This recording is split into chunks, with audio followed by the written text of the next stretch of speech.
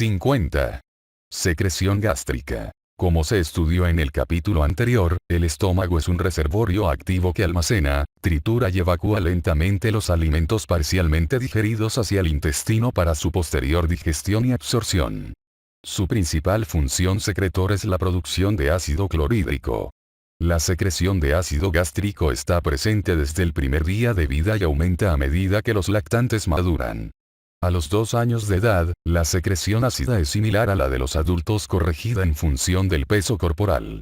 La mayoría de los estudios indican que la tasa de secreción ácida cambia poco después de la segunda década de vida, a menos que exista una enfermedad coexistente de la mucosa glandular secretora de ácido, como infección por Helicobacter pylori o gastritis atrófica.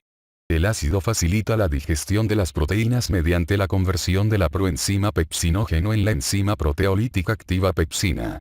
También facilita la absorción de hierro no hemo, vitamina B12, determinados medicamentos, por ejemplo, tiroxina, y calcio, evita el crecimiento bacteriano excesivo, la infección entérica y, posiblemente, la peritonitis bacteriana espontánea. El estómago también secreta lipasa, factor intrínseco, electrolitos, por ejemplo, ion bicarbonato, ion potasio, ion cloruro, y mucinas, además de varias sustancias neurocrinas, paracrinas y hormonales, figura 51. Las sustancias neurocrinas son liberadas desde las terminales nerviosas y alcanzan sus receptores a través de la difusión sináptica, por ejemplo, acetilcolina, péptido liberador de gastrina, péptido intestinal vasoactivo, óxido nítrico y polipéptido activador de la adenilato ciclasa hipofisaria. Las sustancias paracrinas se liberan en la proximidad de sus receptores y los alcanzan mediante difusión, por ejemplo, histamina y somatostatina. Las hormonas se liberan a la circulación y alcanzan sus receptores a través del flujo sanguíneo, por ejemplo, gastrina ver capítulo 4. La integridad de la mucosa gástrica depende de un delicado equilibrio entre la secreción de sustancias agresivas, por ejemplo, ácido y pepsina, y defensivas, por ejemplo, bicarbonato y mucina figura 52. Cuando los mecanismos de defensa de la mucosa se saturan, pueden producirse úlceras. Con el fin de obtener los beneficios del ácido sin efectos adversos, la secreción gástrica exocrina y endocrina está regulada con precisión. Esto se logra mediante una interacción muy coordinada entre una multitud de vías neurales, paracrinas y hormonales. Anatomía funcional. Como se estudió en el capítulo 48, el estómago consta de 3 áreas anatómicas, fondo, cuerpo y antro, y 2 funcionales, glándulas oxínticas y pilóricas figura 53. El área de las glándulas oxínticas, cuya seña de identidad es la célula oxíntica, del griego oxis, que significa ácido, o célula parietal, abarca el 80% del órgano, fondo y cuerpo. El área de la glándula pilórica, cuya seña de identidad es la célula G, o de gastrina, abarca el 20% del órgano, antro. El estómago humano contiene aproximadamente 1 por 10 elevado a la 9 células parietales y 9 por 10 elevado a las 6 células de gastrina. Existe controversia sobre si el cardias, una zona de transición de 0 a 9 milímetros entre la mucosa escamosa del esófago y la mucosa oxíntica del estómago, existe como estructura anatómica normal o se desarrolla como resultado del reflujo anómalo, ver capítulos 44, 45 y 48. Estudios de autopsias y endoscopias indican que la mucosa del cardias está ausente en más del 50% de la población general. El área glandular está organizada en unidades tubulares verticales que constan de una región apical de criptas, un istmo y la región de la glándula real que forma la parte inferior de la unidad. Esta última consiste en un cuello y una base, figura 54. La célula progenitora de la unidad gástrica, situada en el istmo, genera todas las células epiteliales gástricas. En el área de las glándulas oxínticas, las células de las criptas productoras de moco migran hacia arriba desde la célula progenitora hacia la luz gástrica. Se producen 6 células parietales productoras de ácido en un istmo cada mes, que migran hacia abajo hacia las regiones media e inferior de la glándula. A medida que las células migran hacia abajo, se vuelven más senescentes y disminuye su actividad secretora de ácido. El tiempo de rotación de las células parietales es de 54 días en ratones y 164 días en ratas. Además del ácido clorhídrico, las células parietales producen factor intrínseco, factor de crecimiento transformador alfa, anfirregulina, factor de crecimiento epidérmico de unión a heparina, proteínas Sonic-Hedgehog, epsidina y leptina. Las células principales, simógenas, predominan en la base de la glándula y secretan pepsinógeno y leptina. Dentro de la glándula se encuentran varios tipos diferentes de células neuroendocrinas, pero se han atribuido funciones fisiológicas solo a algunos de sus productos, ver capítulo 4. Entre sus células están las células de somatostatina y amilina, las células de tipo enterocromafín, histamina y hormona similar a la hormona paratiroidea, las células enterocromafines, péptido natriurético auricular, serotonina y adrenomedulina, y las células tipo A. OGR, grelina y ovestatina. Las células D, que contienen somatostatina poseen prolongaciones citoplásmicas de tipo neuronal que terminan en la vecindad de las células parietales y células de tipo enterocromafín, ver figura 54. La correlación funcional de este acoplamiento anatómico es una inhibición paracrinatónica ejercida por la somatostatina sobre la secreción ácida directa e indirectamente a través de la inhibición de la secreción de histamina, figura 55.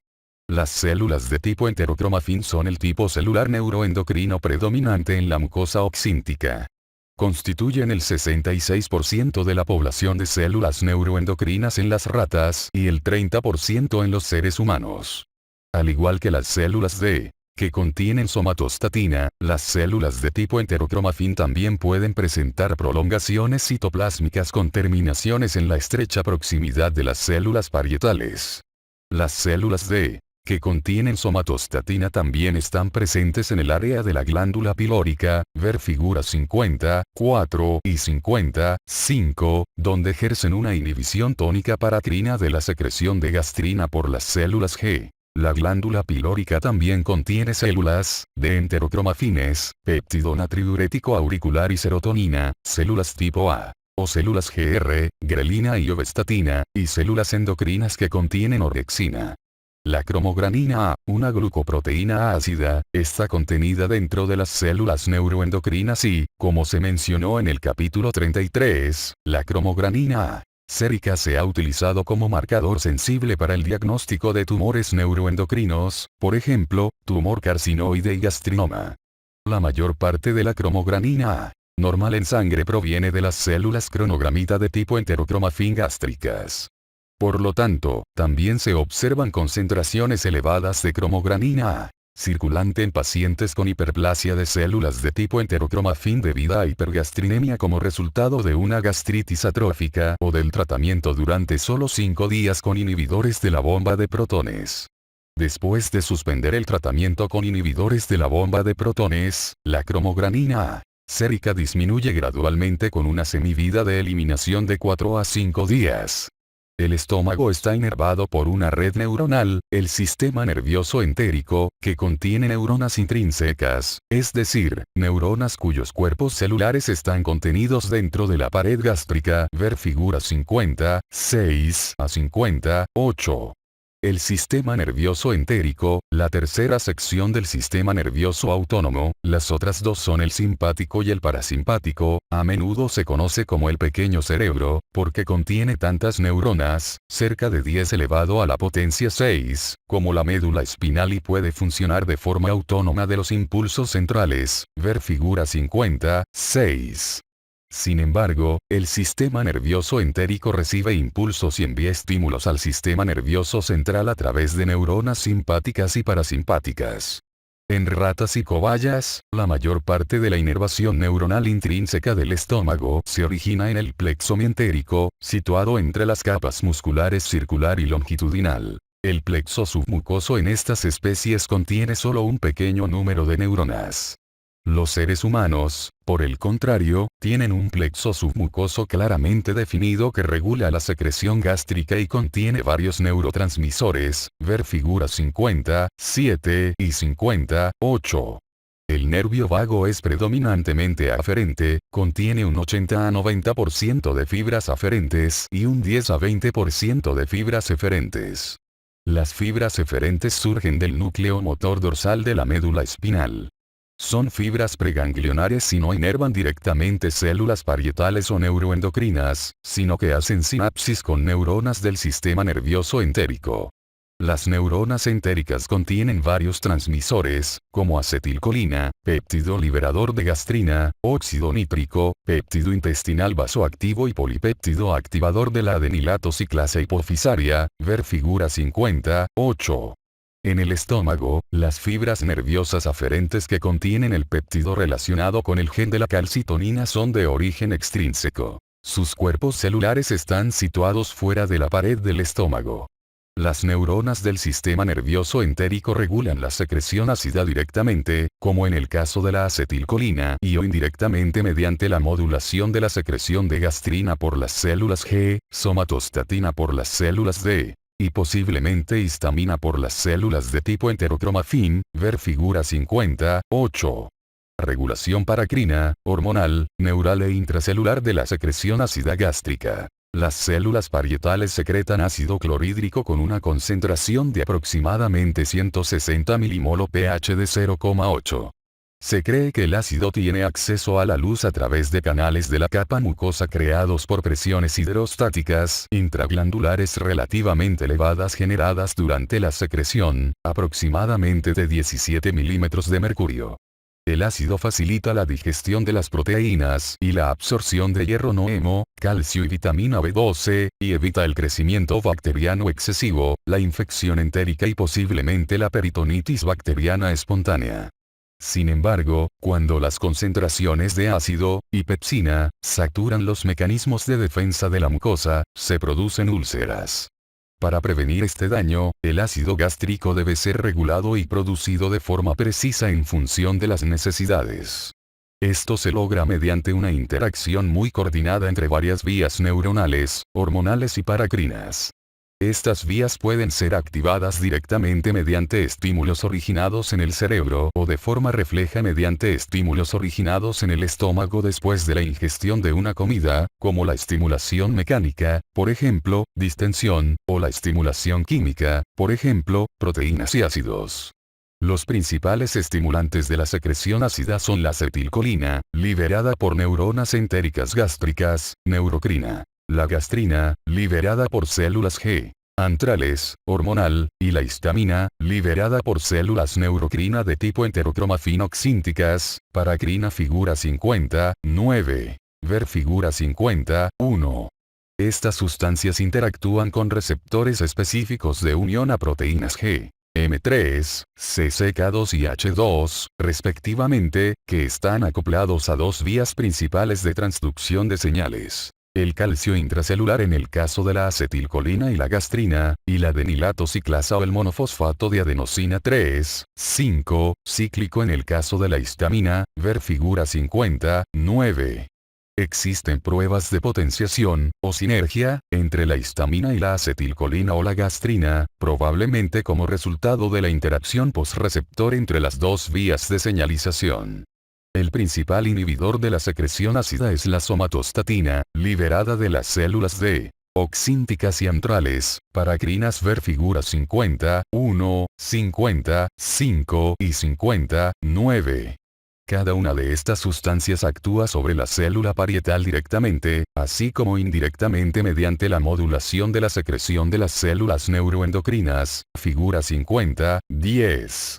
Histamina. La histamina, producida por las células de tipo enterocromafin mediante la descarboxilación de L-histidina por la histidina descarboxilasa, estimula a la célula parietal directamente a través de la unión a receptores H2 acoplados a la activación de la adenilato ciclasa y la generación de monofosfato de adenosina 3,5, cíclico, ver figura 59. La histamina también estimula la secreción de ácido indirectamente a través de la unión a receptores H3 que inhiben la liberación de somatostatina por las células D. oxínticas, ver figura 50-10. La secreción de histamina es potenciada por la gastrina, polipéptido activador de la adenilato ciclasa hipofisaria, péptido intestinal vasoactivo y grelina, mientras que es inhibida por la somatostatina, péptido relacionado con el gen de la calcitonina, prostaglandinas, péptido Y y galamina. Como se estudia más adelante, la gastrina también ejerce un efecto directo de proliferación de las células de tipo enterocromafin. La acetilcolina no ejerce ningún efecto directo sobre la secreción de histamina. Gastrina. La gastrina, el principal estimulante de la secreción ácida durante la ingestión de las comidas, se sintetiza en las células G del antro gástrico y, en cantidades mucho menores y variables, en el intestino delgado proximal, el colon y el páncreas.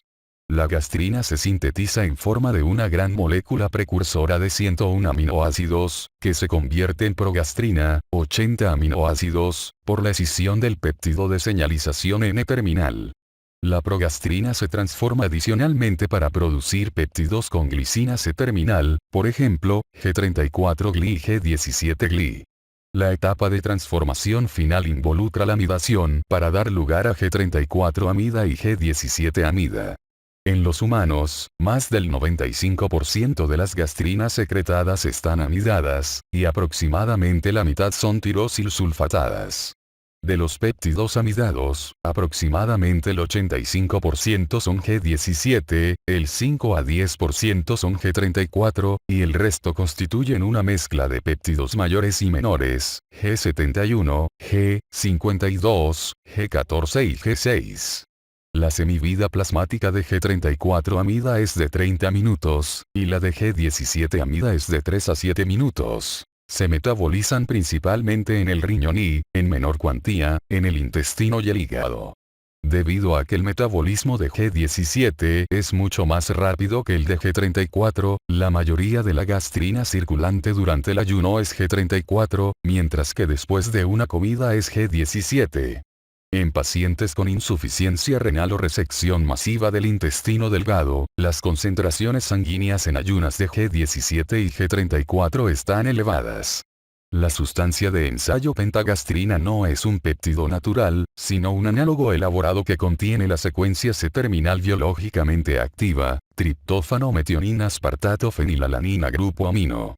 La gastrina y la colecistocinina pertenecen a la misma familia de péptidos y poseen una secuencia pentapeptídica C-terminal idéntica, glicina triptófano metionina aspartato fenilalanina grupo amino.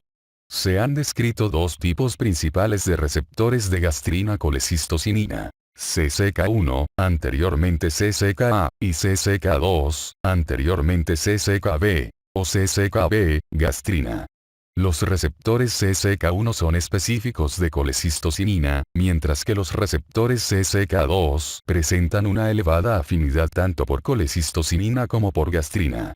G17 y G34 sulfatados y no sulfatados poseen afinidades similares por el receptor CCK2.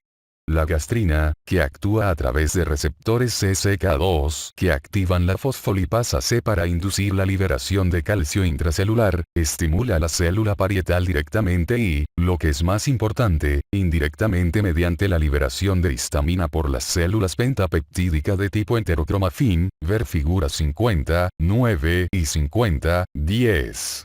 La gastrina regula la secreción y la síntesis de histamina de forma bifásica. La primera fase involucra la liberación de la histamina almacenada. La segunda fase consiste en la reposición de los almacenes de histamina y supone un aumento de la actividad histidina descarboxilasa seguida de un aumento de la transcripción del gen histidina descarboxilasa. Los ratones con receptores H2, histidina descarboxilasa y CCK2 inactivados presentan una disminución de la secreción ácida, especialmente en respuesta a la gastrina. Aunque se pensaba que las gastrinas amidadas eran las únicas con actividad biológica, las gastrinas extendidas con glicina pueden regular la capacidad de la célula parietal para responder a secretagogos, la liberación de histamina por células pentapeptídicas de tipo enterocromafin, y el estímulo de la proliferación de la mucosa colónica y el cáncer colorectal. la acetilcolina, el péptido liberador de gastrina, la secretina, los agonistas beta-2 beta-3 adrenérgicos, la serotonina, el calcio, las proteínas, los aminoácidos, las aminas, la capsaicina y las bebidas alcohólicas producidas por fermentación estimulan la secreción de gastrina, mientras que la somatostatina, la galanina, la bradicinina, la menina y la adenosina inhiben la secreción de gastrina. Además, la secreción de gastrina es regulada al menos por dos vías de retroalimentación negativa, mediadas a través de la liberación de somatostatina. La primera es activada por la acidez luminar e involucra neuronas sensoriales de péptido relacionado con el gen de la calcitonina, ver figura 50-10. La disminución del pH intragástrico, alta acidez intragástrica, activa las neuronas péptido relacionado con el gen de la calcitonina, que, a través de un reflejo axónico, estimulan las células somatostatinas e inhiben la secreción de gastrina. De forma inversa, cuando el pH intragástrico aumenta, baja acidez intragástrica, por ejemplo, con la administración de medicamentos antisecretores, como inhibidores de la bomba de protones o con el desarrollo de atrofia gástrica, la secreción de somatostatina no es estimulada y los pacientes desarrollan hipergastrinemia. Hay algunas pruebas de que el crecimiento bacteriano excesivo inducido por hipocloridría también puede contribuir a la hipergastrinemia. La segunda vía de retroalimentación negativa involucra una acción paracrina mediante la cual la gastrina estimula directamente a la somatostatina y, por tanto, inhibe su propia secreción, ver figura 50-10. La gastrina también actúa como hormona trófica estimulante de la proliferación de la mucosa. Se han identificado receptores CSK2 en las glándulas oxínticas de la zona progenitora, y la hipergastrinemia crónica induce la proliferación de células pentapeptídicas de tipo enterocromafin y parietales directa e indirectamente a través de la acción autocrina o paracrina de factores de crecimiento, como factor de crecimiento epidérmico de unión a heparina, anfirregulina, factor de crecimiento transformador alfa, metaloproteinasas y derivado de los islotes regenerantes 1.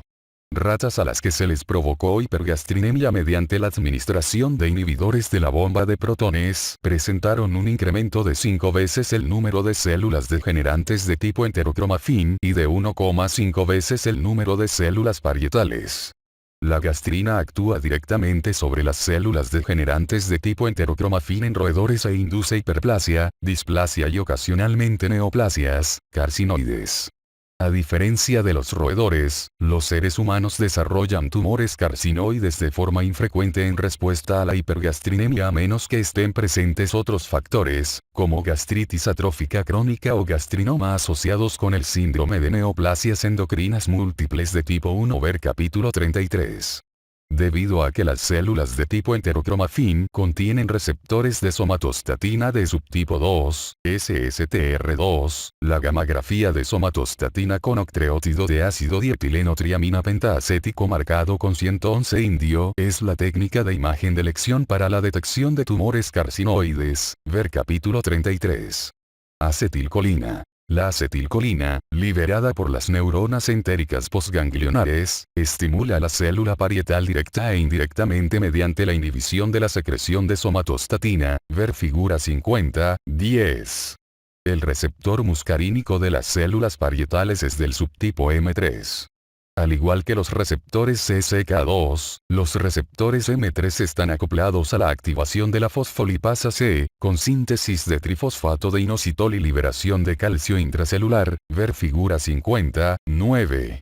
Las bebidas alcohólicas producidas por fermentación estimulan la secreción de ácido gástrico, y este efecto puede estar mediado a través de la activación de los receptores M3. La acetilcolina también estimula la secreción ácida indirectamente por activación de los receptores M2 y M4 de las células D, acopladas a la inhibición de la secreción de somatostatina, con lo que se suprime de este modo la inhibición tónica ejercida por este péptido sobre las células de gastrina, células de tipo enterocromafin y parietales, ver figura 50-10. Somatostatina. El principal factor inhibidor de la secreción ácida es la somatostatina. La somatostatina se sintetiza a partir de una molécula precursora de preprosomatostatina de 92 aminoácidos que se metaboliza para producir somatostatina 14 y somatostatina 28. La somatostatina 14 se encuentra predominantemente en el estómago, el páncreas y las neuronas entéricas, mientras que la somatostatina 28 es la forma predominante en el intestino delgado. La semivida de la somatostatina 14 es de 1 a 3 minutos, y la semivida de la somatostatina 28 es de aproximadamente 15 minutos. En el estómago, las células que secretan somatostatina están estrechamente unidas a sus células diana, células de gastrina en el antro, células parietales y células de tipo enterocromafín en el fondo cuerpo, directamente a través de prolongaciones citoplásmicas o indirectamente a través de la circulación local. La correlación funcional de este acoplamiento anatómico es la inhibición tónica ejercida por la somatostatina sobre la secreción ácida de la célula parietal, la secreción de histamina de las células de tipo enterocromafín y la secreción de gastrina de la célula G. Ver figuras 50, 5 y 50, 10.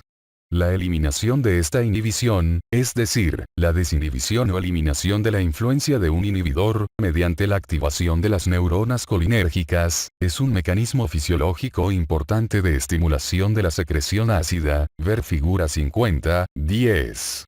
En el estómago, las acciones de la somatostatina están mediadas principalmente a través del receptor de somatostatina de subtipo 2, SSTR2. La gastrina, el péptido liberador de gastrina, el péptido intestinal vasoactivo, el polipéptido activador de la adenilato ciclasa hipofisaria, los agonistas beta-2 beta-3 adrenérgicos, la secretina, el péptido natriurético auricular, la adrenomedulina, la amilina, la adenosina, el péptido relacionado con el gen de la calcitonina, la fenilalanina y el triptófano estimulan la secreción de somatostatina, mientras que la acetilcolina, el interferón gamma, la glucosa y la glutamina inhiben la secreción de somatostatina. En estómagos aislados con perfusión vascular de ratones, concentraciones elevadas de adenosina estimulan la secreción de somatostatina, mientras que concentraciones bajas de adenosina inhiben la secreción de somatostatina. Como se mencionó, un aumento de la acidez luminar actúa como inhibidor de la secreción ácida a través de una vía que involucra la liberación de somatostatina en el antro y el fondo. El cambio en la secreción de somatostatina gástrica puede demostrarse en un intervalo de pH de 3 a 5, que está comprendido en el intervalo observado después de la ingestión de una comida, figura 50, 11. Otros péptidos. El polipéptido activador de la adenilato ciclasa hipofisaria, un miembro de la familia de péptidos del péptido intestinal vasoactivo, está presente en las neuronas entéricas gástricas. El polipéptido activador de la adenilato ciclasa hipofisaria actúa mediante la unión a un receptor polipéptido activador de la adenilato ciclasa hipofisaria denominado receptor polipéptido activador de la adenilato ciclasa hipofisaria de tipo 1, PAC1, y a dos tipos de receptores péptido intestinal vasoactivo, PAC1 y PAC2. Al actuar mediante receptores PAC1 sobre las células de tipo enterocromafín que contienen histamina, el polipéptido activador de la adenilato ciclasa hipofisaria estimula la secreción ácida, mientras que, al actuar a través de receptores PAC1 de células D, que contienen somatostatina, el polipéptido activador de la adenilato ciclasa hipofisaria inhibe la secreción ácida. En función de la contribución relativa de estas vías, el polipéptido activador de la adenilato ciclasa hipofisaria se ha informado que estimula o inhibe la secreción ácida. La grelina, el ligando natural del receptor secretagogo de la hormona del crecimiento, está presente en concentraciones mayores en la mucosa oxíntica gástrica y se localiza en las células tipo A, OGR. Está presente en menores cantidades en el antro, el intestino delgado y el colon, ver capítulo 4. El estómago de los mamíferos produce entre el 60 y el 80% de la grelina corporal, y la gastrectomía produce una disminución inmediata del 75% de la grelina plasmática. Las concentraciones plasmáticas de grelina aumentan antes de las comidas y disminuyen después de estas. Se piensa que la grelina desencadena el hambre previa a las comidas y promueve la alimentación. Su supresión después de una derivación gástrica en Iderroux puede, en parte, contribuir a la pérdida de peso. Además, la secretina, la endotelina y los opiáceos estimulan la secreción de grelina, mientras que la infección por Helicobacter pylori, el péptido liberador de gastrina, la colecistocinina, la insulina, la glutamina, la somatostatina y el interferón gamma disminuyen la secreción de grelina. La mayoría de los estudios informan de que la grelina administrada de forma exógena estimula la secreción ácida. El efecto estimulador parece involucrar al nervio vago y a la histamina, ya que se elimina mediante vagotomía y se asocia con un aumento de ácido ribonucleico mensajero histidina descarboxilasa. La orexina A, derivada de la proprorexina por procesamiento posttraduccional, se localiza junto con la gastrina en la mucosa pilórica humana. La orexina A, administrada en los ventrículos cerebrales y periféricamente, estimula la secreción de ácido gástrico. En ratas preparadas con una fístula gástrica, un antagonista del receptor 1 de la orexina inhibe la secreción de ácido basal y estimulada por pentagastrina, lo que indica que la orexina A, endógena, estimula la secreción ácida. El péptido natriurético auricular, la colecistocinina, la secretina, la neurotensina, el péptido 1 similar a glucagón, GLP-1, la glicentina, la oxintomodulina, el péptido Y, la adrenomedulina, la amilina, el polipéptido insulinotrópico dependiente de glucosa, GIP, la leptina, el factor de crecimiento epidérmico y la interleucina 1 beta inhiben la secreción ácida. El efecto de cada uno, excepto tal vez el de la interleucina 1 beta, es mediado a través de la liberación de somatostatina. El término enterogastrona se ha utilizado para describir el factor o los factores intestinales responsables de inhibir la secreción ácida en respuesta a la presencia de nutrientes en el intestino. Los candidatos principales son colecistocinina, secretina, neurotensina, péptido 1 similar a glucagón, glicentina y oxintomodulina, porque están presentes en la mucosa intestinal, se liberan a la circulación en respuesta a los nutrientes luminares y pueden inhibir la secreción ácida en concentraciones fisiológicas. Aunque es probable que la actividad de la enterogastrona refleje la influencia combinada de varios de estos péptidos, las pruebas más sólidas apoyan a la colecistocinina, actuando a través de la somatostatina. La colecistocinina, producida en las células 1 del intestino delgado proximal, es liberada por proteínas y grasas luminares. En los perros, la respuesta inhibidora del ácido a la grasa intraduodenal se elimina mediante el tratamiento previo con un antagonista del receptor CCK1, y, en los ratones, por el bloqueo del receptor CCK1. Vías intracelulares de la célula parietal. En las células parietales, la secreción ácida se incrementa mediante la activación de vías de señalización intracelulares dependientes de monofosfato de adenosina 3, 5, cíclico y calcio que activan la cascada de las proteínas sinasas, lo que provoca finalmente la fusión y activación de la ion hidrógeno-ion potasio ATPasa, la bomba de protones, con la activación concomitante de conductancia de la membrana luminar al ion potasio-ion cloruro, figura 50, 12. Ver figura 50, 9. La ion hidrógeno-ion potasio ATPasa bombea activamente ion hidrógeno, en forma de iones hidronio, en contra de un enorme gradiente de concentración, pH en el interior de la célula de 7,4 o 40 nanomol. Ácido secretado con pH 0,8 o 160 millones de nanomol, en intercambio por ion potasio luminar. La energía necesaria proviene del AT producido por la extensa red mitocondrial de la célula parietal. La ion hidrógeno-ion potasio ATPasa consta de una subunidad alfa que lleva a cabo la función catalítica y de transporte de la enzima y una subunidad beta muy glucosilada que protege a la enzima de su degradación. Ambas subunidades son necesarias para el transporte de la membrana apical, y el bloqueo dirigido de cualquiera de las subunidades provoca cloridría. En estado de reposo no estimulado, la actividad del ion hidrógeno-ion potasio ATPasa está confinada dentro de las túbulovesículas citoplásmicas. Durante la estimulación, se produce una transformación morfológica espectacular al moverse las vesículas y fusionarse con la membrana plasmática apical, lo que da lugar a un aumento de 6 a 10 veces de la membrana y a la formación del sistema canalicular, figura 50, 13. La translocación de la ion hidrógeno-ion potasio ATPasa de la membrana canalicular junto con la presencia de ion potasio luminar activa la enzima. Al cesar la secreción, la ion hidrógeno-ion potasio ATPasa se retira de la membrana apical y se restablece el compartimiento túbulo-vesicular.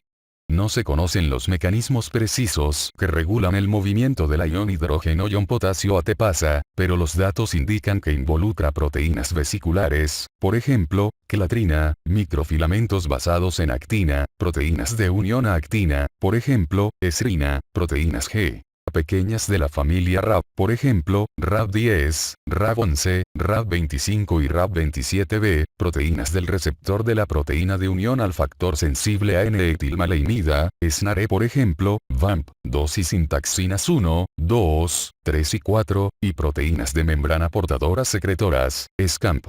La secreción ácida requiere no solamente una ion hidrógeno-ion potasio, ATPasa funcional, sino también canales apicales de ion potasio ion cloruro e intercambiadores vasolaterales de ion bicarbonato ion cloruro. El ácido se produce a partir de la hidratación del dióxido de carbono para formar ion hidrógeno ion bicarbonato, una reacción catalizada por la anhidrasa carbónica citoplásmica, ver figura 50, 12. Debido a que la ion hidrógeno-ion potasio ATPasa no puede bombear ion hidrógeno hacia la luz sin la reabsorción simultánea de ion potasio, se debe aportar la cantidad suficiente de ion potasio a la luz. Esta recirculación de ion potasio se consigue por supuestos canales de potasio luminares KCnQ1 dividido por Kne2, KCnJ10, KIR4, 1, y KCnJ15, KIR4, 2. KCnQ1 es un canal de ion potasio activado por voltaje que, cuando es modificado por la subunidad reguladora pequeña Kne2, se vuelve insensible al voltaje, se abre constitutivamente y se activa por ácido. La concentración de ion potasio en el jugo gástrico, 8 a 12 milimol, supera a la del ion potasio plasmático entre 2 y 4 veces.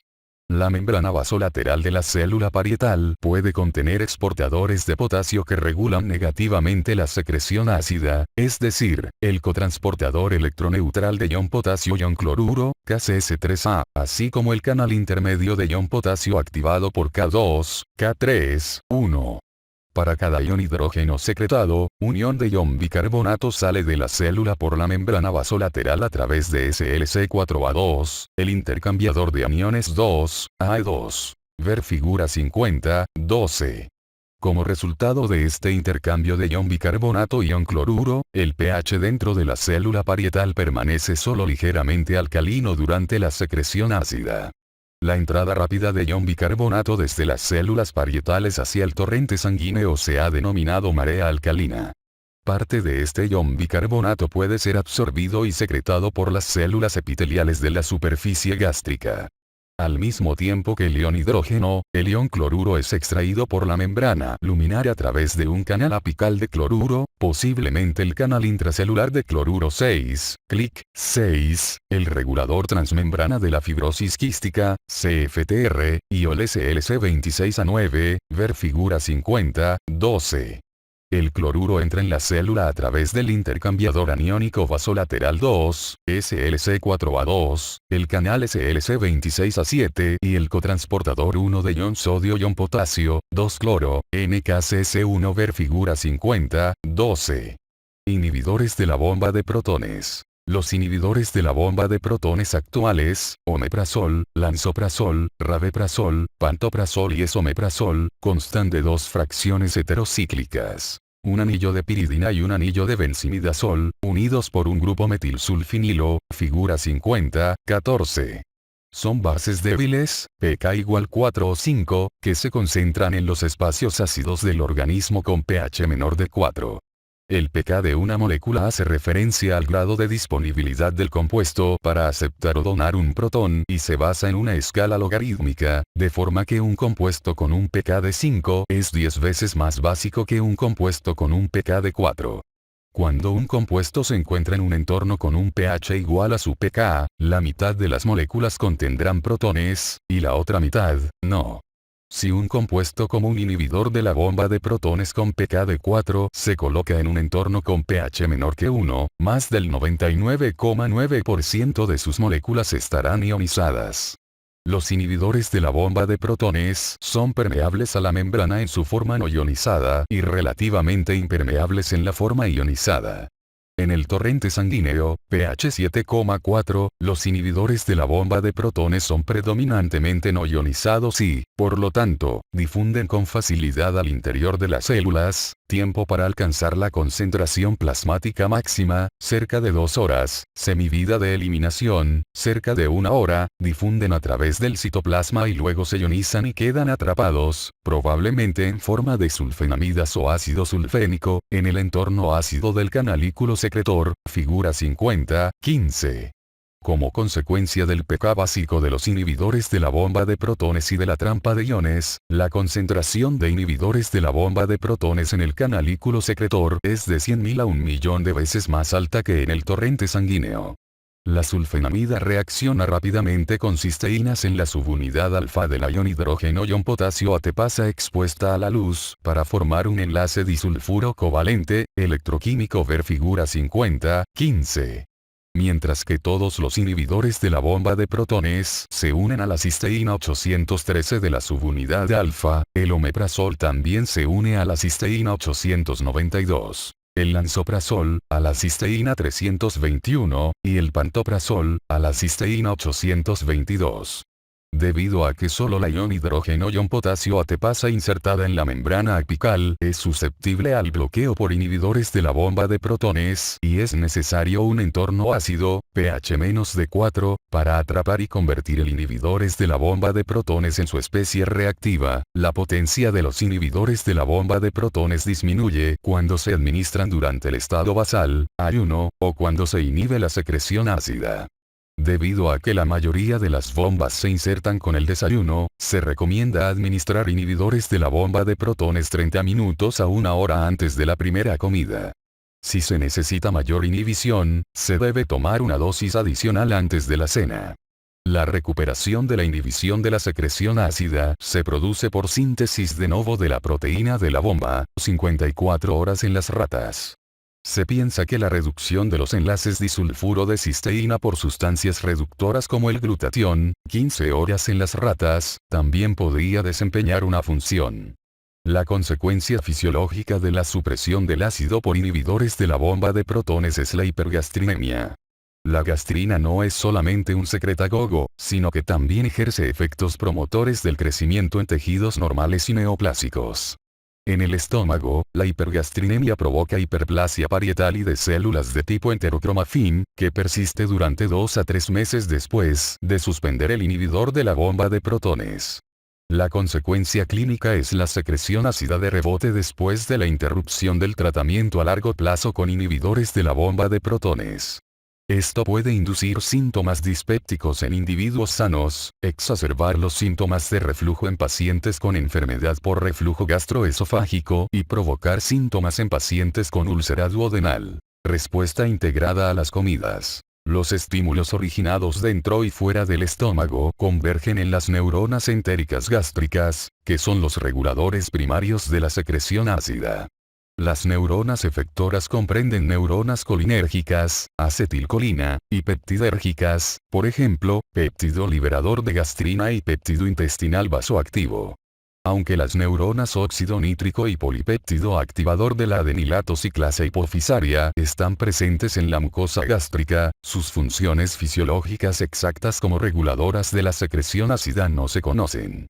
Las neuronas efectoras actúan sobre las células diana directa e indirectamente regulando la secreción de gastrina, de somatostatina y posiblemente de histamina, ver figuras 50, 8 y 50, 10. Durante el estado basal, la secreción ácida se mantiene en un grado bajo debido a la restricción inhibitoria continua ejercida por la somatostatina sobre las células de tipo enterocromafin, histamina, y parietales, ácido, en el fondo cuerpo, mucosa oxíntica, y sobre las células G. Gastrina, en el antro, mucosa pilórica. Ver figuras 50, 5, 50, 9 y 50, 10. Durante la ingestión de una comida, la secreción ácida máxima, aproximadamente 10 veces superior al ritmo basal del ayuno, se consigue mediante la eliminación de la influencia inhibidora de la somatostatina al mismo tiempo que se estimula directamente la secreción de ácido y gastrina.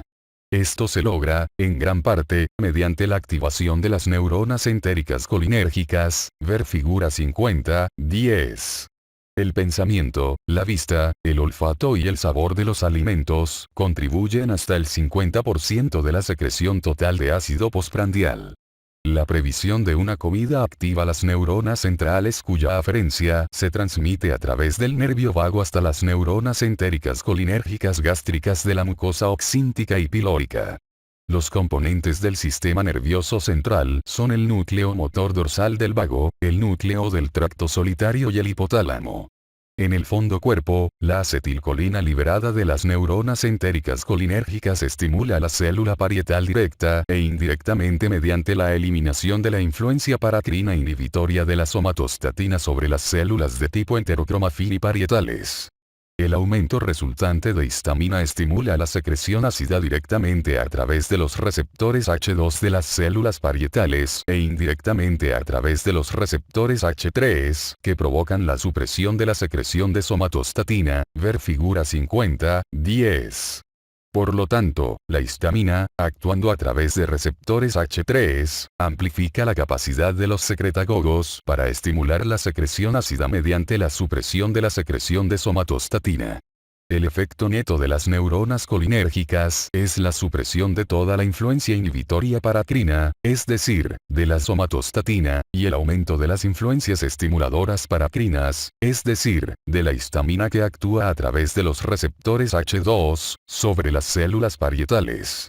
Existen algunas pruebas de que las neuronas entéricas polipéptido activador de la adenilato ciclasa hipofisaria pueden participar en la regulación de la secreción ácida, tal vez mediante la estimulación de la secreción de histamina por las células de tipo enterocromafin, pero no se conoce su función fisiológica exacta. En el antro, las neuronas entéricas colinérgicas activadas por la anticipación de la comida estimulan la secreción de gastrina directa e indirectamente mediante la supresión de la secreción de somatostatina, ver figura 50-10. En concentraciones fisiológicas, la gastrina estimula directamente las células parietales y, de forma más importante aún, indirectamente mediante el estímulo de la secreción de histamina. A medida que la comida entra en el estómago, las mismas neuronas colinérgicas se activan aún más debido al estímulo mecánico de la elevada distensión y al estímulo químico de los componentes proteínicos de los alimentos. Inicialmente, la comida ingerida actúa como un tampón del ácido secretado. La disminución resultante de la acidez, es decir, el aumento del pH, inhibe adicionalmente la secreción de somatostatina y, por lo tanto, aumenta la secreción de gastrina. La proteína luminar activa las neuronas de péptido liberador de gastrina que estimulan directamente la secreción de gastrina, ver figura 50-10. Se han identificado sobre las células G. El receptor de detección de calcio, CASR, y el receptor de aminoácidos L, GPRC6A, lo que indica que las células G pueden detectar directamente las proteínas luminares y sus productos metabólicos.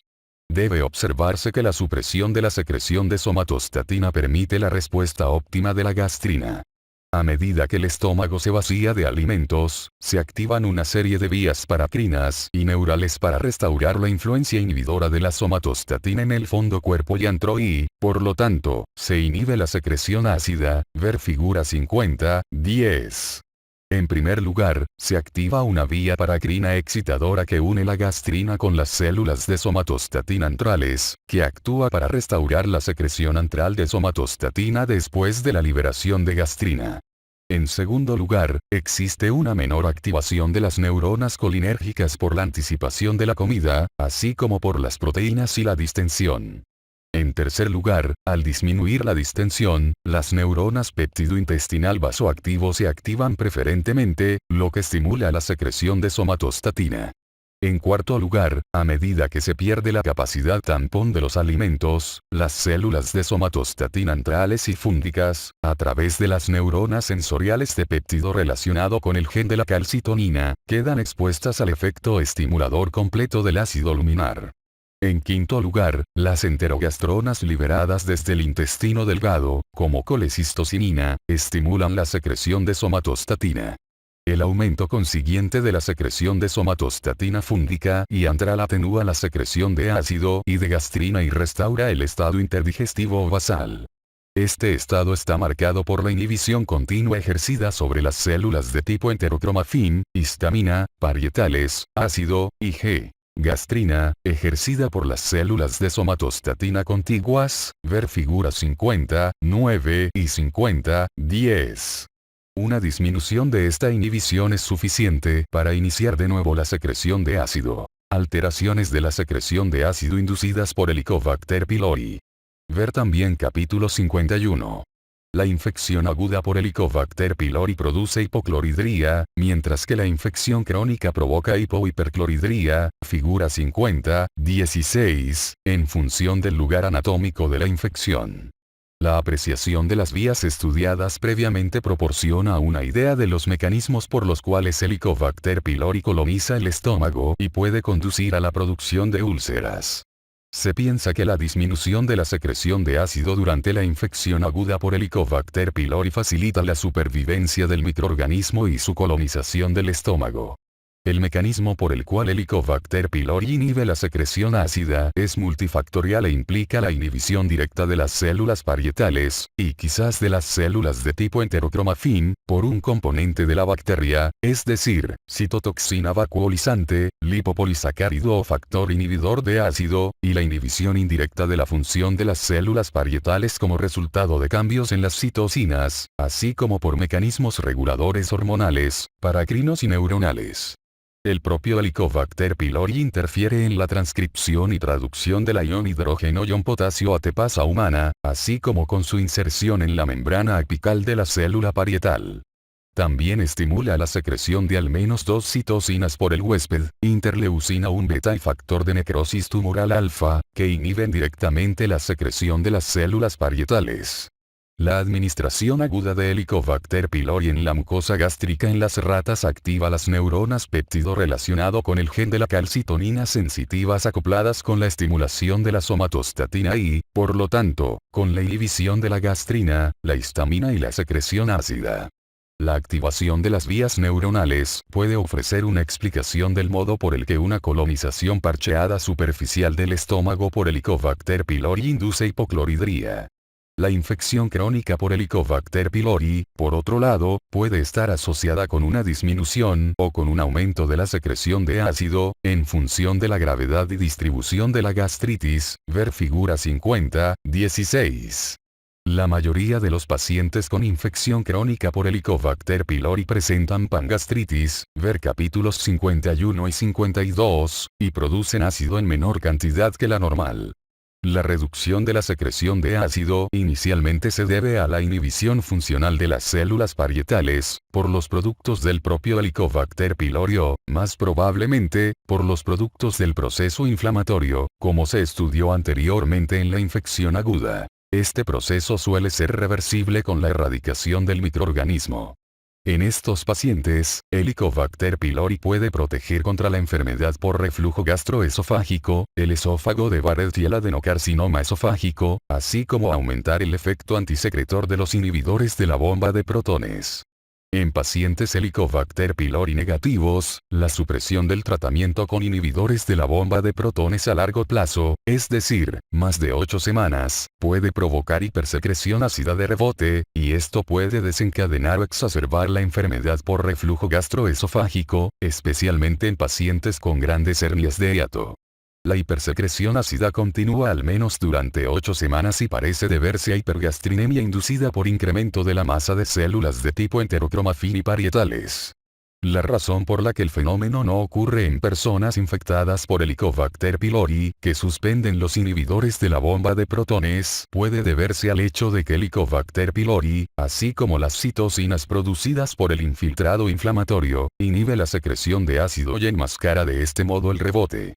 Con el tiempo, puede producirse atrofia de las glándulas oxínticas con pérdida de células parietales en pacientes con infección crónica por Helicobacter pylori, lo que provoca cloridría irreversible, ver capítulo 52. La gastritis autoinmunitaria, estudiada en el capítulo 52, es un trastorno inflamatorio de la mucosa oxíntica caracterizado por autoanticuerpos dirigidos contra la ion hidrógeno-ion potasio ATPasa de la célula parietal, con la consecuente pérdida de células parietales. La ion hidrógeno-ion potasio ATPasa es un autoantígeno mayor en un subgrupo de pacientes infectados por Helicobacter pylori, y estos anticuerpos pueden desempeñar una función en el desarrollo posterior de la gastritis atrófica. Se piensa que los anticuerpos se adquieren debido a la semejanza molecular entre el lipopolisacárido de Helicobacter pylori y la ion hidrógeno-ion potasio ATPasa, ya que ambos contienen epítopos de Lewis. La prevalencia de la gastritis autoinmunitaria es aproximadamente del 2% de la población general de Estados Unidos, pero aumenta 3 a 5 veces en pacientes con enfermedades autoinmunitarias, como la diabetes de tipo 1, la enfermedad tiroidea y la cirrosis biliar primaria. Cabe señalar que solo del 10 al 15% de los pacientes con una infección crónica por Helicobacter pylori presentan un incremento de la secreción de ácido.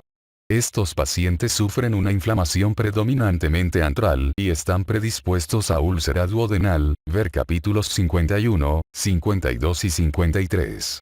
Se cree que el aumento de la secreción de ácido se produce como resultado de la reducción del contenido de somatostatina antral con una secreción elevada de gastrina basal y estimulada, ver figura 50, 16.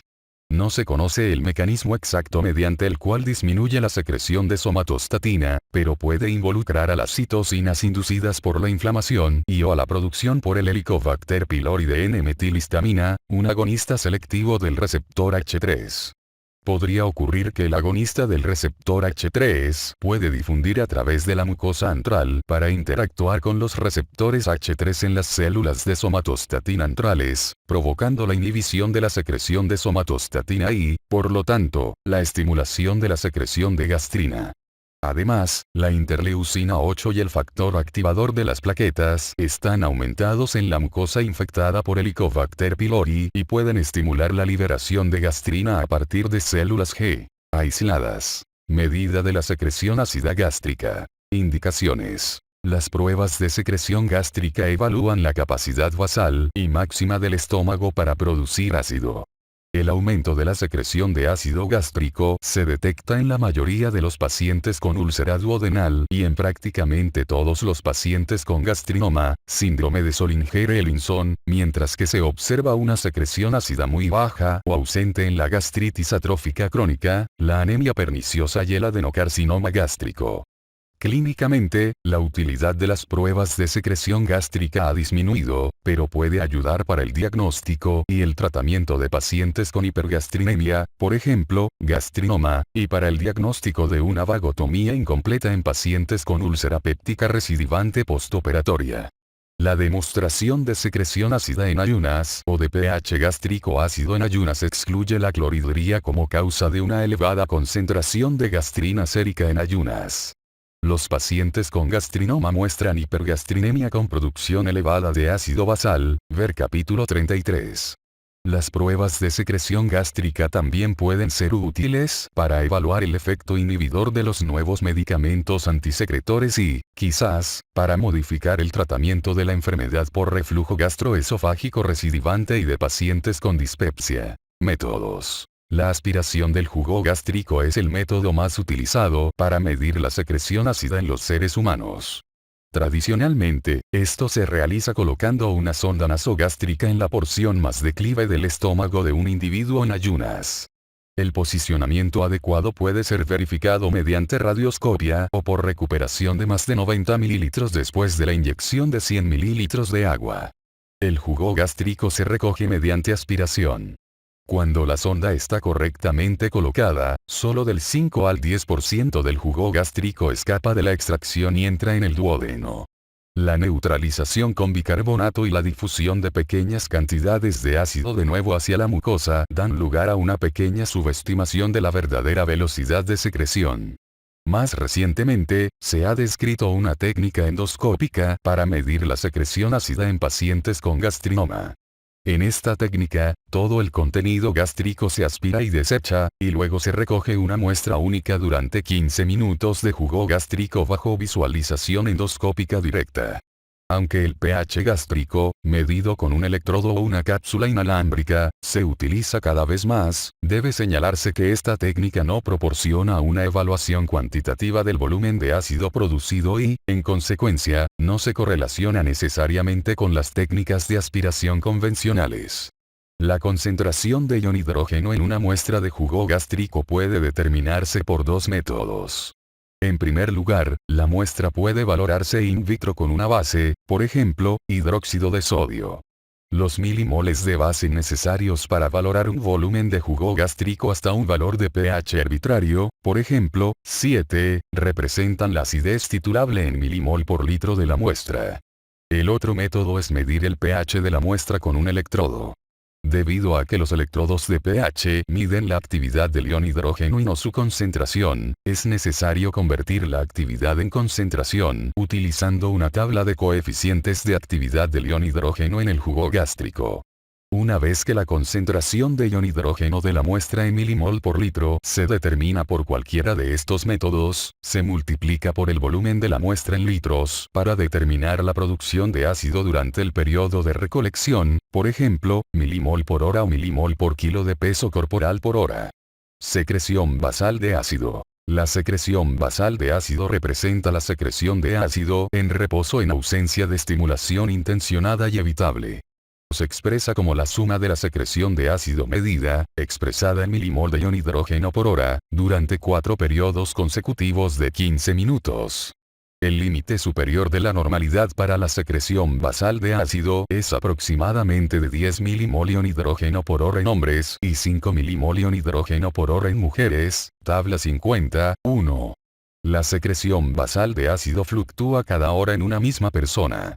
La menor secreción basal de ácido ocurre entre las 6 y las 11 de la mañana, y la mayor ocurre entre las 2 y las 11 de la tarde. La variación de la secreción basal de ácido también está relacionada con la actividad motora cíclica gástrica, con un incremento de la secreción basal de ácido durante la fase 3 gástrica tardía, complejo motor migratorio. Secreción máxima de ácido y secreción pico de ácido. La secreción máxima de ácido y la secreción pico de ácido representan la respuesta de secreción ácida ante un secretagogo exógeno como pentagastrina, subcutánea o intramuscular a 6 microgramos por kilo o infusión intravenosa continua a 6 microgramos por kilo por hora. La pentagastrina es un análogo sintético de la gastrina que contiene la secuencia C-terminal biológicamente activa. Entre los posibles efectos secundarios están enrojecimiento, náuseas, dolor abdominal, mareos y palpitaciones. Desafortunadamente, la pentagastrina ya no está disponible en muchos países. La secreción máxima de ácido es la suma de la producción de ácido de 4 periodos consecutivos de recolección de 15 minutos. La secreción pico de ácido se calcula multiplicando por 2 la suma de las dos secreciones más elevadas registradas en los 4 periodos de prueba. El rango esperado para la secreción máxima de ácido es de 5 a 50 milimol ion hidrógeno por hora, y para la secreción pico de ácido es de 10 a 60 milimol ion hidrógeno por hora. La secreción máxima de ácido y la secreción pico de ácido son más elevadas en los hombres y en los fumadores. Se correlacionan con la masa de células parietales, es decir, el número total de células parietales. Los resultados normales de secreción máxima de ácido en sujetos sanos y enfermos se muestran en la tabla 50.1. Secreción de ácido estimulada por alimentación ficticia. La alimentación ficticia permite estudiar la fase cefálica de la secreción ácida, durante la cual aferencias del pensamiento, la vista, el olfato y el sabor de los alimentos apetitosos, transmitidas a través del nervio vago a las neuronas entéricas gástricas, estimulan la secreción ácida. La alimentación ficticia, en la cual los alimentos se mastican y posteriormente se escupen, aumenta la secreción de ácido aproximadamente en un 50% de la secreción pico de ácido. El pensamiento y el gusto parecen desempeñar funciones más importantes que la vista y el olfato. Las neuronas colinérgicas y de péptido liberador de gastrina están involucradas, porque la respuesta puede ser abolida con atropina o un antagonista selectivo de péptido liberador de gastrina. La secreción de ácido estimulada por la alimentación ficticia se puede utilizar para el diagnóstico de vagotomía completa o incompleta en pacientes con úlceras pépticas recidivantes postoperatorias. Secreción de ácido estimulada por la comida. La valoración intragástrica in vivo continua es una técnica experimental utilizada para medir la secreción ácida en respuesta a los alimentos situados en el estómago. Mide las fases gástrica e intestinal de la secreción ácida. Se coloca una sonda de doble luz en la parte más declive del estómago y se infunde a su través una comida homogeneizada tamponada a pH 5,5 o 5. Se toman muestras de volúmenes pequeños de contenido gástrico por una luz, se mide el pH y se devuelve el contenido al estómago. La segunda luz se utiliza para infundir bicarbonato sódico, de forma que se mantiene el pH gástrico igual al pH de la comida. La cantidad de bicarbonato requerida para mantener el pH del contenido gástrico constante es la medida de la respuesta secretora de ácido postprandial. Las tasas de secreción de ácido gástrico después de comer aumentan rápidamente y se aproximan a la secreción pico de ácido. Enfermedades relacionadas con el incremento de la secreción gástrica de ácido. Los pacientes con úlceras duodenales, como grupo, presentan un incremento de la gastrina basal y estimulada y de la producción de ácido, ver tabla 50.1.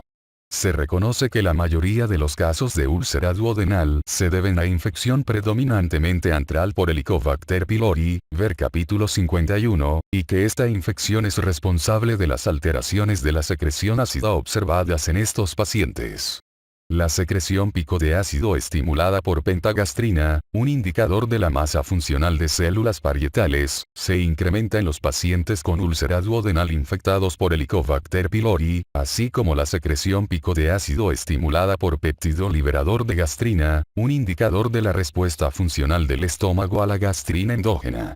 La supresión de la secreción de somatostatina por la infección puede ser la causa fundamental de estos cambios, ver figuras 50.10 y 50.16. La erradicación del Helicobacter pylori restaura la secreción de somatostatina y reduce la secreción basal y estimulada de gastrina y ácido a lo largo del tiempo hasta grados normales en la mayoría de los individuos, proporcionando así una curación permanente para la enfermedad ulcerosa duodenal. Al contrario que en la úlcera duodenal, los pacientes con úlcera gástrica, como grupo, presentan una producción de ácido basal y estimulada normal o disminuida, ver tabla 50.1, incluso aunque con frecuencia también están infectados por Helicobacter pylori. Esto indica que la alteración de la defensa de la mucosa gástrica puede tener una importancia fisiopatológica primaria, ver capítulo 53. Las úlceras gástricas se han clasificado de acuerdo con su localización y asociación simultánea con úlceras duodenales.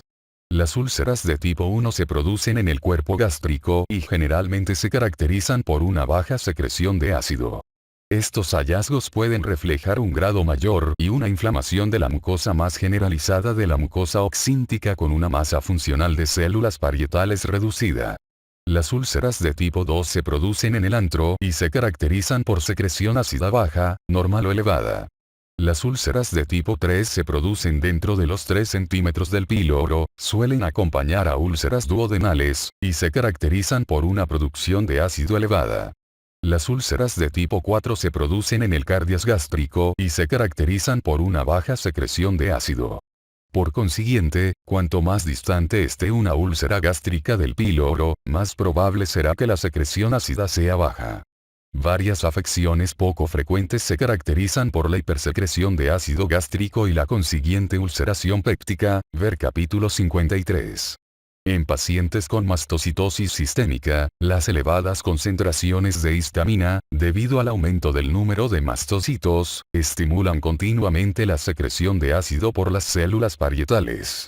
Cuando una porción del antro gástrico es retenida inadvertidamente en el remanente aferente tras una antrectomía con anastomosis de Billroth 2, queda sumergida en secreciones alcalinas, lo que da lugar a disminución de la secreción de somatostatina, hipergastrinemia, aumento de la producción de ácido y úlcera de la anastomosis.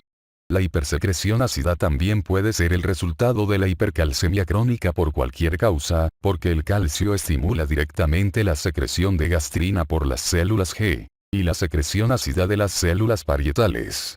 La afección con hipersecreción de ácido mejor descrita es el síndrome de Zollinger-Ellison, como se estudia en el capítulo 33.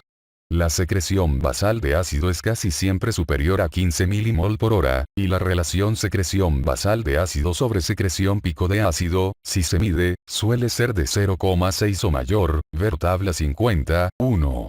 La gastrina, sintetizada por el tumor, se secreta hacia el torrente sanguíneo, donde se une con los receptores CCK2 de las células parietales productoras de ácido y de las células de tipo enterocromafin productoras de histamina para estimular la secreción ácida, así como la proliferación de la mucosa.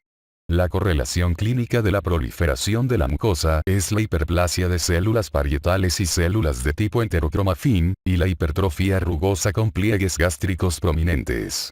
Aunque los individuos sanos secretan principalmente G17 seguida de G34, los pacientes con síndrome de Zollinger-Ellison secretan principalmente G34 seguida por G17, así como concentraciones aumentadas de gastrinas más pesadas. El diagnóstico y el tratamiento del gastrinoma se tratan con detalle en el capítulo 33. El fundamento de la prueba de la secretina para diagnosticar el gastrinoma es que normalmente las células de somatostatina del antro inhiben de forma tónica la secreción de gastrina por las células G. La secretina estimula a la célula G directamente y, al mismo tiempo, inhibe indirectamente la célula G por estímulo de la secreción de somatostatina. Este último efecto suele ser el dominante, y la gastrina no es estimulada en un grado importante por la secretina, figura 50-17. Debido a que el gastrinoma no contiene células de somatostatina funcionalmente acopladas, el efecto de la secretina es únicamente la estimulación de la secreción de gastrina por el tumor. Casi todos los gastrinomas también contienen receptores de somatostatina, y la gammagrafía con indio 111, DPT-ADF1, octreótido del receptor de somatostatina, SRS, se considera el estudio de localización inicial de lección, con una sensibilidad del 71% y una especificidad del 86% para los tumores primarios y del 92% para la detección de enfermedad metastásica. Los inhibidores de la bomba de protones constituyen el tratamiento antisecretor de elección y son capaces de controlar la secreción ácida y de evitar las complicaciones en la mayoría de los pacientes con síndrome de Zollinger-Ellison. Aproximadamente el 25% de los pacientes con síndrome de Zollinger-Ellison padecen neoplasia endocrina múltiple de tipo 1, un trastorno autosómico dominante caracterizado por tumores endocrinos pancreáticos, junto con hiperparatiroidismo y adenoma hipofisario, ver capítulo 33. Se debe a una mutación del gen neoplasia endocrina múltiple de tipo 1 que codifica la proteína nuclear menina. La menina está presente en las células G y actúa como inhibidor de la expresión del gen de la gastrina. Secreción de pepsinógeno. Los pepsinógenos, que pertenecen a una familia de enzimas llamadas proteasas asparticas gástricas, son proenzimas inactivas de polipéptidos conocidas como zimógenos. Se sintetizan principalmente en las células principales, pero también en las células mucosas del cuello. Los pepsinógenos son convertidos por el ácido gástrico de la luz en pepsina, que contiene dos residuos de aspartato activos. Una vez que esta reacción comienza, las pepsinas pueden autocatalizar la conversión de pepsinógenos en pepsinas. Las pepsinas actúan de forma óptima a un pH de 1,8 a 3,5, se inactivan de forma reversible a pH 5 y se desnaturalizan de forma irreversible a pH 7. El ácido gástrico no solo proporciona un pH óptimo para la actividad péptica, sino que por sí mismo desnaturaliza las proteínas de los alimentos, haciéndolas más susceptibles a la hidrólisis péptica. De este modo, el ácido y la pepsina trabajan en equipo para facilitar la digestión de las proteínas de los alimentos. Como se ha mencionado, las proteínas parcialmente digeridas estimulan la secreción de gastrina y, por lo tanto, de ácido. Datos más recientes indican que las pepsinas también pueden ser importantes para destruir las bacterias ingeridas. Los pepsinógenos se han separado electroforéticamente en 7 isozimógenos. Las 5 fracciones, pepsinógeno 1 a pepsinógeno 5, que migran hacia el ánodo más rápidamente a pH 5, son similares inmunológicamente y se denominan pepsinógenos del grupo 1, llamado previamente pepsinógeno A. Los pepsinógenos del grupo 1 se expresan en las células principales y mucosas de la mucosa oxíntica. Desplazados ligeramente detrás de los pepsinógenos del grupo 1 están dos isosimógenos inmunológicamente similares, el pepsinógeno 6 y el pepsinógeno 7, que se denominan pepsinógenos del grupo 2, llamado previamente pepsinógeno C. Los pepsinógenos del grupo 2, que representan aproximadamente el 20% del contenido total de pepsina, se expresan en la mucosa oxíntica y pilórica, así como en las glándulas duodenales de Brunner. El estimulante fisiológico más importante de la secreción de pepsinógeno es la acetilcolina liberada por las neuronas entéricas colinérgicas.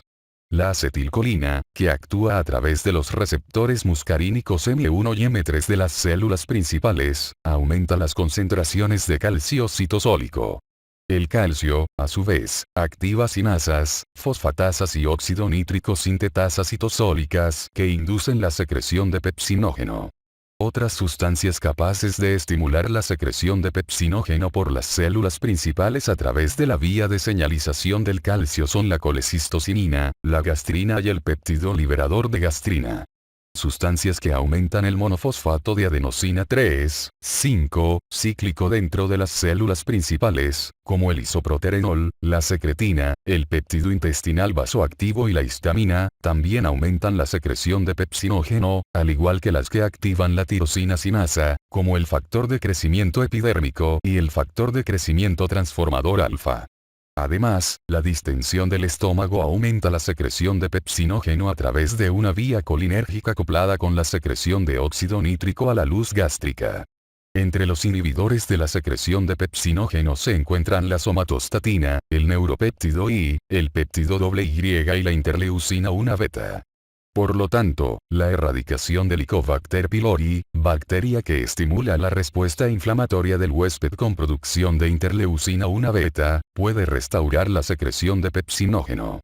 La secreción óptima de pepsinógeno también necesita un cotransportador funcional de ion sodio-ion potasio, 2-cloro, NKCC.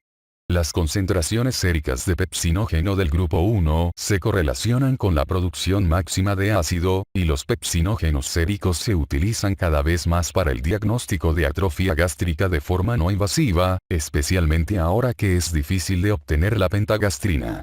Existe una correlación lineal entre la pérdida de células principales en pacientes con atrofia oxíntica y los pepsinógenos del grupo 1 séricos.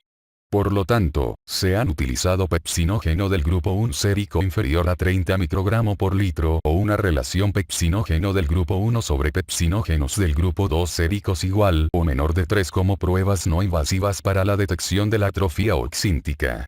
Debido a que la hipergastrinemia es una respuesta fisiológica a la acloridría, una concentración sérica de gastrina en ayunas mayor de 400 picogramos por mililitro puede también indicar la presencia de atrofia gástrica. Por lo tanto, el pepsinógeno del grupo 1, el pepsinógeno del grupo 2, su relación y la gastrina en ayunas se pueden utilizar para evaluar la atrofia.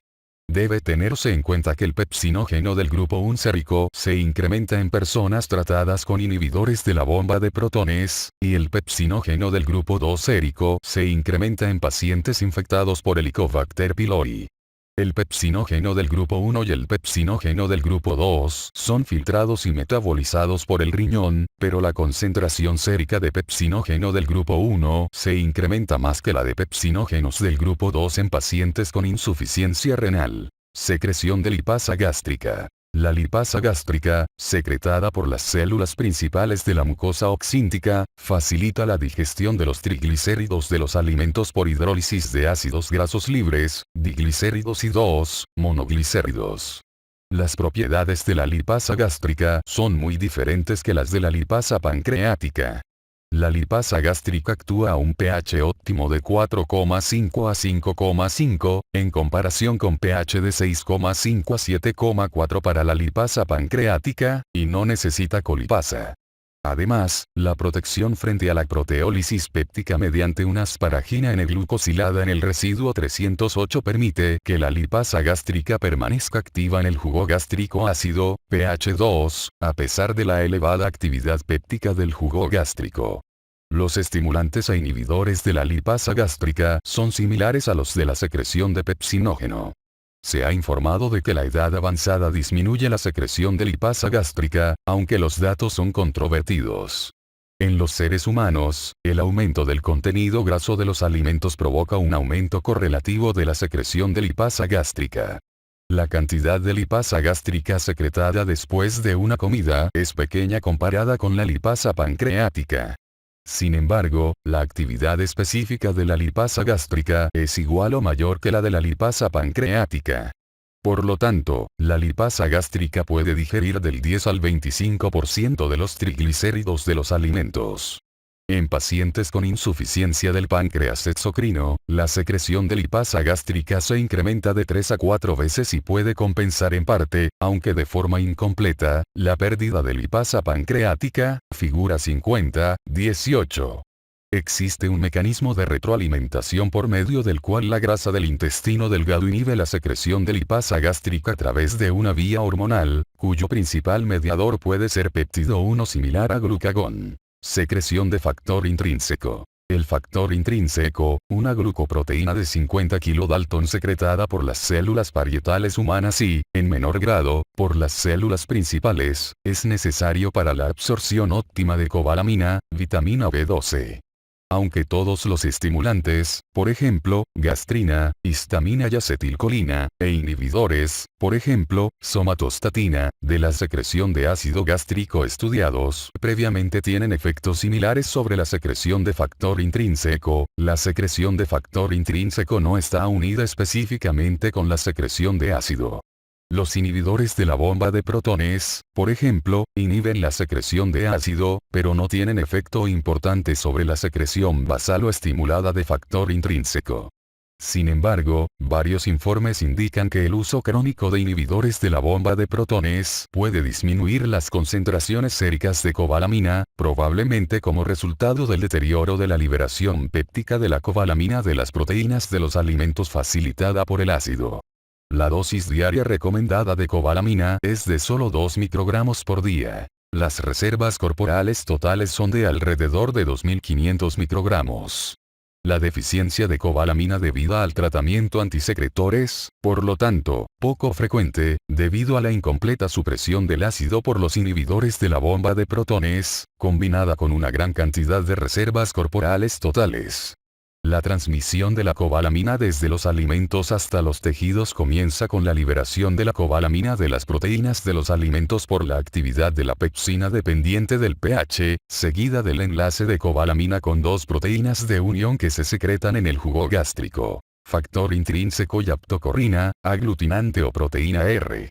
La aptocorrina, también secretada en la saliva y la bilis, se une a la cobalamina con mayor afinidad que el factor intrínseco en la luz gástrica ácida y, por lo tanto, la mayor parte de la cobalamina se une inicialmente a la aptocorrina. En el duodeno, la cobalamina se libera de aptocorrina por la tripsina pancreática, y la cobalamina libre se une al factor intrínseco. Los complejos factor intrínseco cobalamina son resistentes a la proteólisis pancreática y ocasionalmente se unen a un receptor específico de la mucosa ileal distal. Este receptor, la cubilina, se expresa en las hendiduras entre las microvellosidades e interviene en la endocitosis del complejo factor intrínseco cobalamina. Una vez dentro del enterocito ileal, el factor intrínseco se metaboliza por enzimas lisosómicas y la cobalamina se une a la transcobalamina. El complejo cobalamina-transcobalamina se libera al torrente sanguíneo y entra en las células mediante endocitosis mediada por receptores. Una vez dentro de las células, la cobalamina se disocia de su proteína de transporte y se convierte en sus formas activas. Metilcobalamina y 5-desoxiadenosilcobalamina. Las formas activas sirven como coenzimas de la metionina sintetasa y la metilmalonilocoenzima A. Mutasa, enzimas implicadas en la metilación de homocisteína a metionina y en el catabolismo de los aminoácidos de cadena ramificada y de los ácidos grasos de cadena impar en las mitocondrias, respectivamente. Cuando la cobalamina marcada con radioisótopos se administra por vía oral después de la administración de una gran dosis de cobalamina no radiactiva por vía parenteral, los pacientes con deficiencia de factor intrínseco excretan cantidades mucho menores de cobalamina radiactiva en la orina de 24 horas que los controles normales. Prueba de Schilling, parte 1. Si se administra factor intrínseco por vía oral junto con cobalamina radiactiva a pacientes con deficiencia de factor intrínseco, la excreción urinaria de cobalamina radiactiva se normaliza. Prueba de Schilling, parte 2. Además de a la carencia de factor intrínseco, la deficiencia de cobalamina puede deberse a clorhidría o hipoclorhidría, reducción de la hidrólisis péptica de cobalamina desde las proteínas de los alimentos, crecimiento bacteriano excesivo, competencia con las bacterias por la cobalamina, insuficiencia pancreática, alteración de la separación por tripsina del complejo aptocorrina-cobalamina, defecto del receptor, mutación de la cubilina, eileitis o resección ileal, ausencia del lugar de absorción de factor intrínseco cobalamina. La secreción de factor intrínseco excede con creces la cantidad necesaria para la absorción de cobalamina. Por lo tanto, en la mayoría de los pacientes con hipoclorhidría, la secreción continua de factor intrínseco en pequeñas cantidades es suficiente para prevenir la deficiencia de cobalamina. Los pacientes con anemia perniciosa desarrollan deficiencia de cobalamina. La anemia perniciosa afecta al 2% de las personas mayores de 60 años. La anatomía patológica, gastritis atrófica metaplásica autoinmunitaria ver capítulo 52, comprende un infiltrado inflamatorio crónico, principalmente linfocítico, de la mucosa oxíntica, acompañado de pérdida de células parietales y células principales.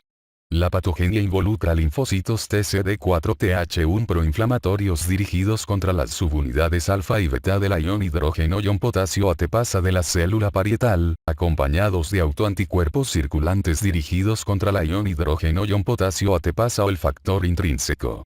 La infección crónica por Helicobacter pylori puede desempeñar una función primordial en la respuesta inmunológica de algunos pacientes.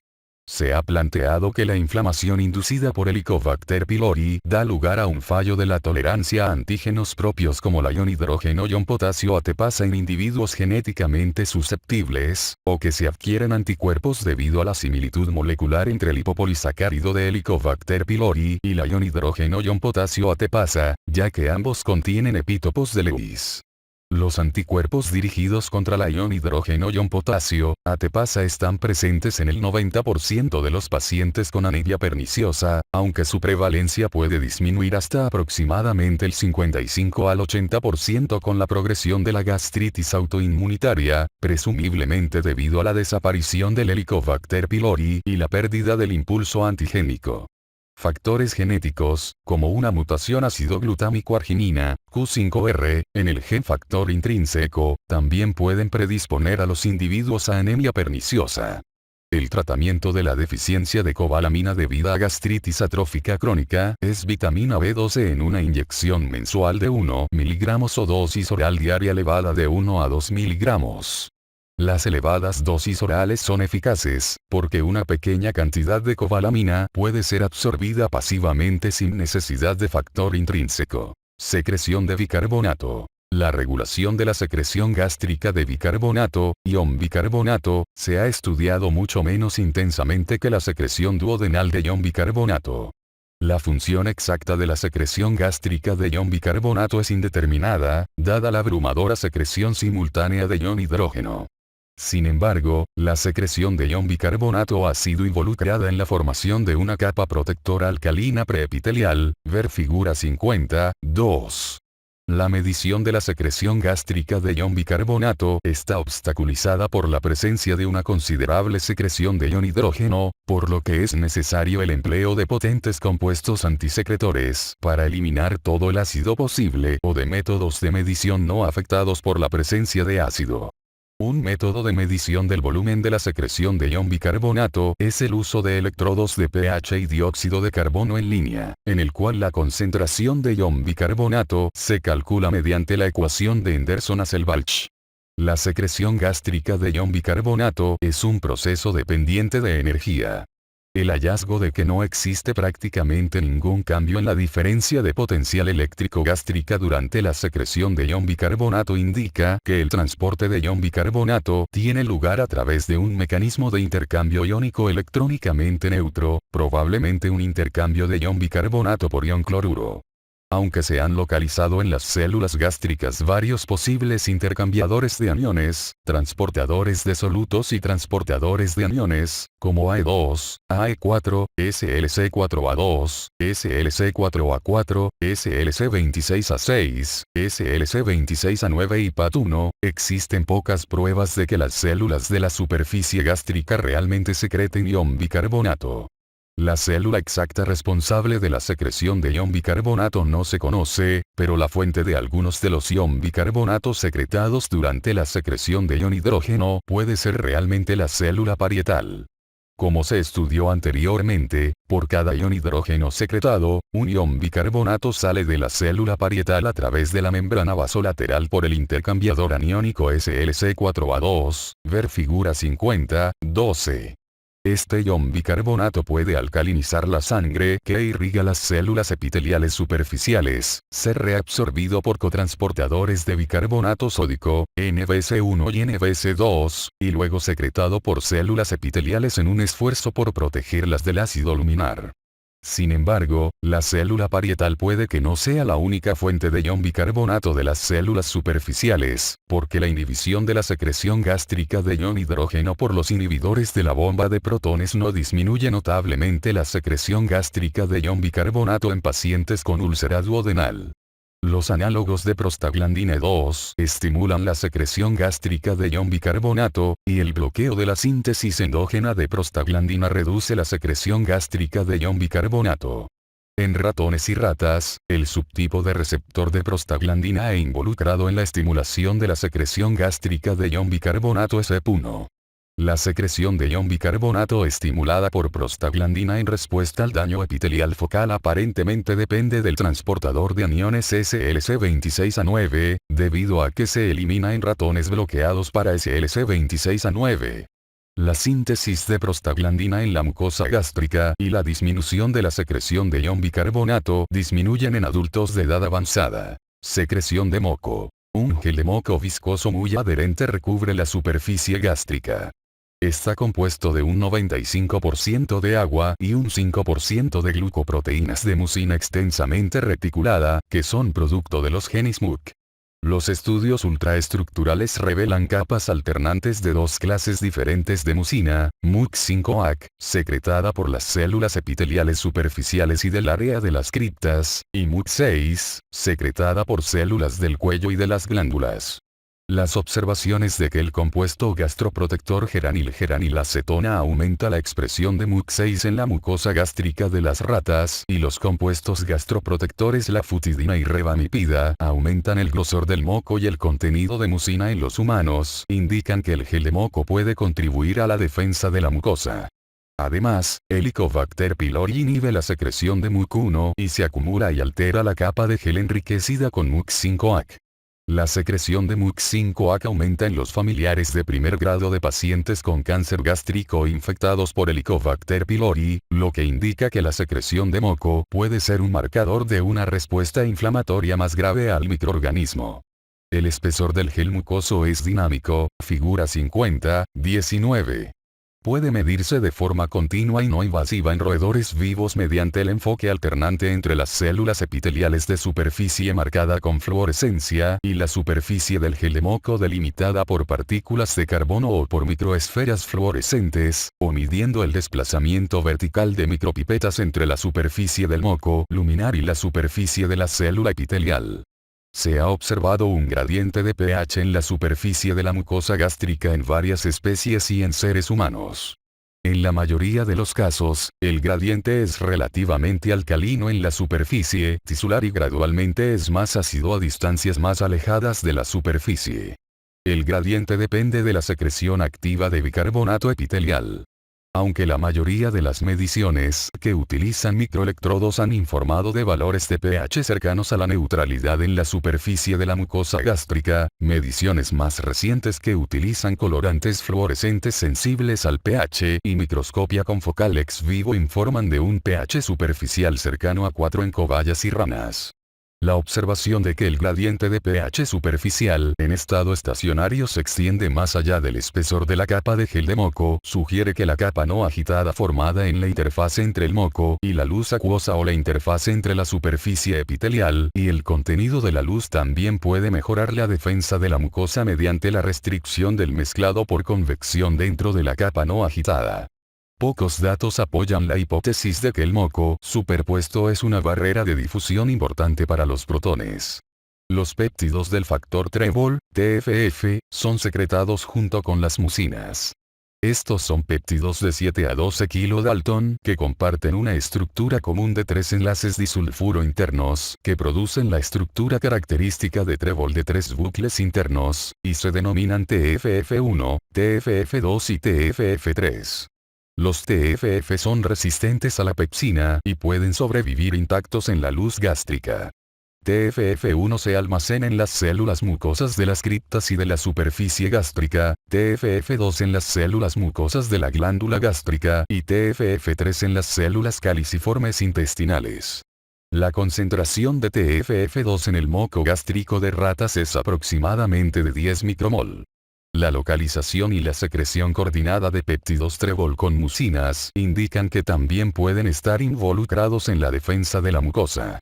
Las pruebas para apoyar esta hipótesis son las siguientes. 1. Se observa una expresión aumentada de TFF1 después de la administración de fármacos gastroprotectores. 2. La adición de TFF2 a soluciones de mucina aumenta notablemente su viscosidad y elasticidad. 3. El tratamiento crónico con inhibidores de la bomba de protones en ratas aumenta la concentración de TFF2 en las secreciones gástricas, de forma simultánea con la potenciación de la reparación y la prevención de lesiones en respuesta a sustancias nocivas luminares. Y 4. Los ratones con bloqueo TFF2 negativo sobre negativo presentan glándulas gástricas más cortas con disminución de la migración epitelial, aumento de la secreción neta de ácido, aumento de 4 veces en el número de lesiones después de una exposición de 12 horas al inhibidor no selectivo de la ciclooxigenasa indometacina, así como atenuación de la alcalinización superficial después de la lesión de la mucosa. Las proteínas TFF también se han involucrado en la patogenia del cáncer gástrico, ver capítulos 1 y 54. En los seres humanos, la disminución de la expresión de TFF1 se asocia con una progresión acelerada del cáncer gástrico y menor supervivencia. En los ratones, el bloqueo de TFF1 aumentó la susceptibilidad a lesiones gástricas premalignas y malignas. El efecto de la infección por Helicobacter pylori sobre la expresión de TFF es desconocido, ya que un informe muestra un aumento, y otro, una disminución de la expresión de TFF2.